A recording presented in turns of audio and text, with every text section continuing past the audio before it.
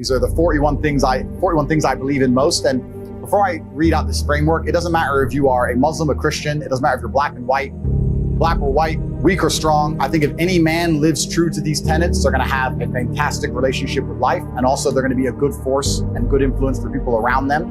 And I think that all in all, they're going to enjoy their experience, their human experience, and the people close to them will also enjoy their presence. So that's what this is about. These are the 41 things I believe. I believe that men have the divine imperative to become as capable, powerful, and competent as possible in this life. I reserve my human right to hold my own beliefs and practice them as I see fit and allow other people the same right to believe and act as they wish. I prefer loving, rewarding, consensual relationships with beautiful, positive, and virtuous women. I believe men and women are different, and that each has their own unique and important strengths and abilities. I believe men have the sacred duty to protect and provide for the important people in their lives. I believe men have the sacred duty to protect the innocence and sanctity of their children and reserve the right and responsibility to raise their children as they see best to ensure their long-term happiness and success. I believe that men have the sacred duty to raise strong, capable, and honorable sons. I believe that men have the sacred duty to raise kind, feminine, and virtuous daughters. I utterly disapprove of violence within romantic or familiar relationships. I support good and honest governments and will obey their laws. I prefer to only conduct business dealings with trusted and vetted brothers. I believe that a man has the sacred duty to hold true to his word and do exactly what he says he will do. I believe that a man's life is difficult and that he has the sacred duty to become strong to handle such difficulty. I believe men are personally responsible for their actions and for the results they achieve in their lives. I believe in emotional control and the vital need to become disciplined and professional in all things. I believe that men have the sacred duty to approach everything in life from a position of strength. I believe that all men have the sacred duty to become men of upright and virtuous character and live above all possible reproach.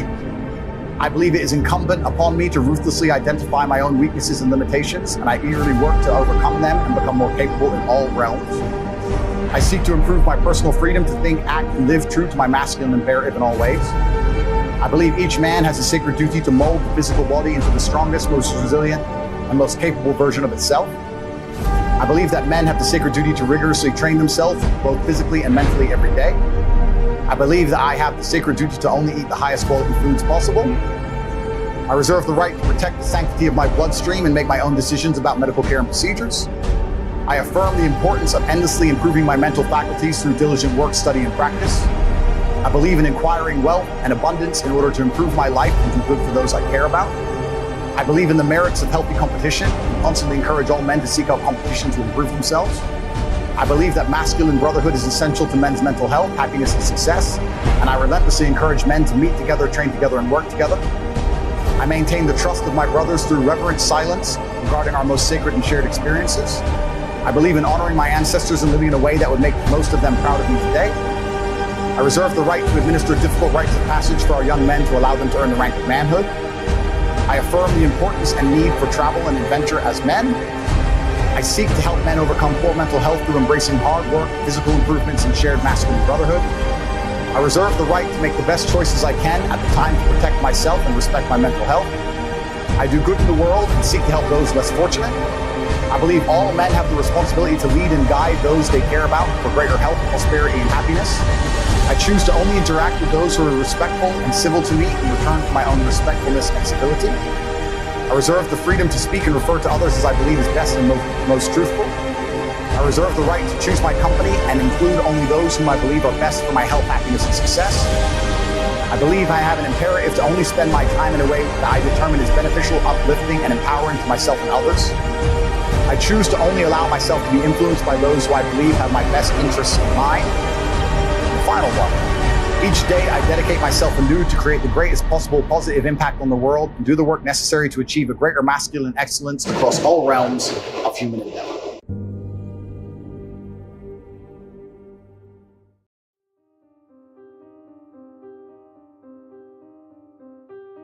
The last 6,500 years reads like this: opportunity mixed with difficulty. We've got a chance to grow like never before, but I'm telling you, there's going to be many enemies that's going to try to prevent us. Whatever threatens you, I'm asking you to threaten it back. Somebody wants to destroy your chances for a good future, walk away if you have to, walk away. I had to leave my family. My family wasn't supporting them. I got to cut my family loose. It's okay. Oh, they all love me now. Everybody get a check every month. So you'll know when it's time to walk away from people. And some people you need to walk away from. The bigger your life gets, everything comes up at the same pace. The more people believe in you or like you, the more people hate you. The only way to avoid it is to stay down. If you lay dead, even the animals won't bite you.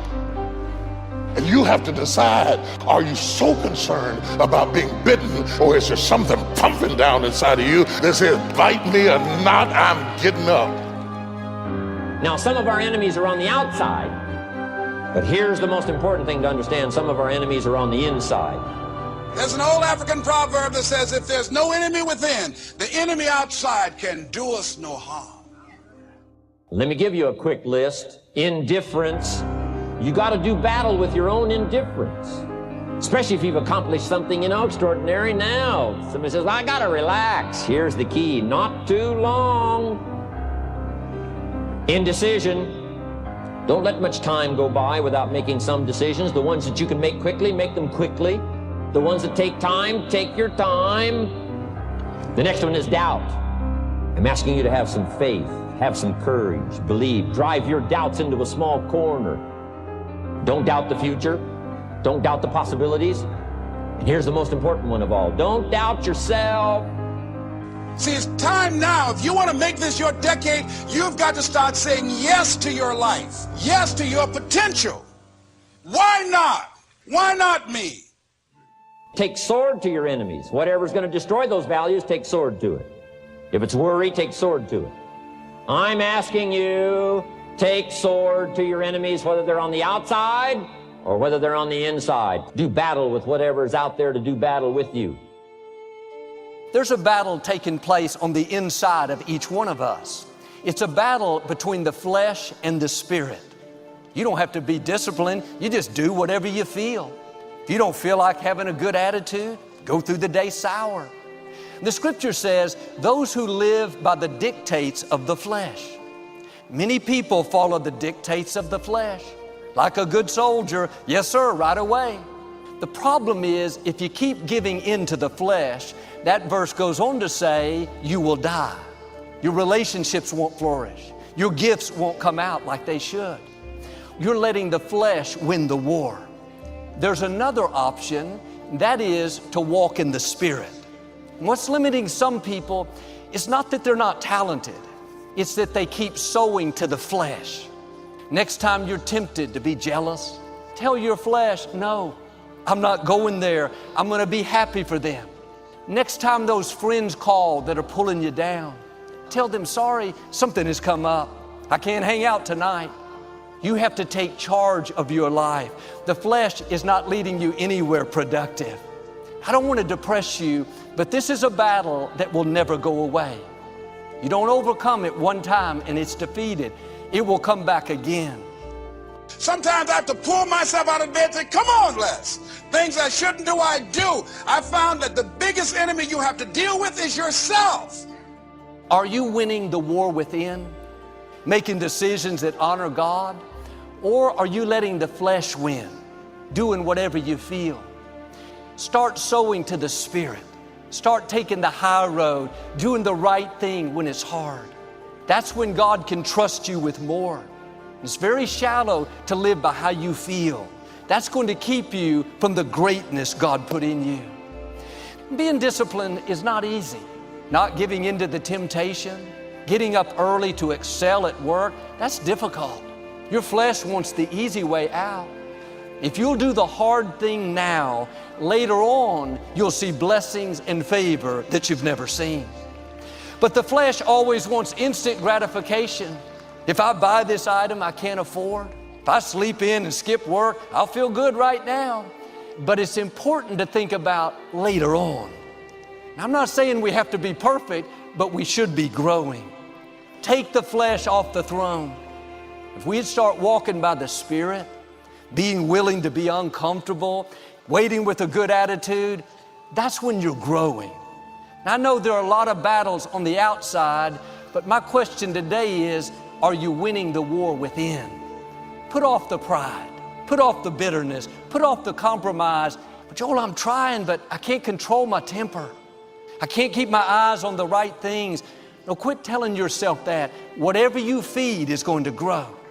Every time you're offended, you're impatient, you say things you shouldn't, you're feeding the negative. If you'll start starving the bitterness, starving the jealousy, it will get weaker and weaker. God may not totally remove it. This is when discipline steps in. Don't use the excuse, I've tried, nothing has changed. You have the power to overcome. Here's what I've learned. Anything you defeat quickly is not your real enemy. Your real enemy doesn't go away overnight. Some temptations, some desires may not go away. If God doesn't remove it, that means the grace is there to stand strong and deal with it. Ask Him to help you. Ask for His strength. Say, God, I can't do this on my own. God will step in and help you conquer what's holding you back. Don't let Him keep you from your greatness. The force in you is greater than any force that's trying to stop you. Your destiny is too great. Your assignment too important to let the same issues keep you from seeing the new man. I wonder how much higher we would go if we'd start saying no to the things that are holding us back. Put the old man down and put on the new you, the free you, the happy you, the victorious you. Don't let the flesh dictate your life. Let the Spirit rule. You can win the war within.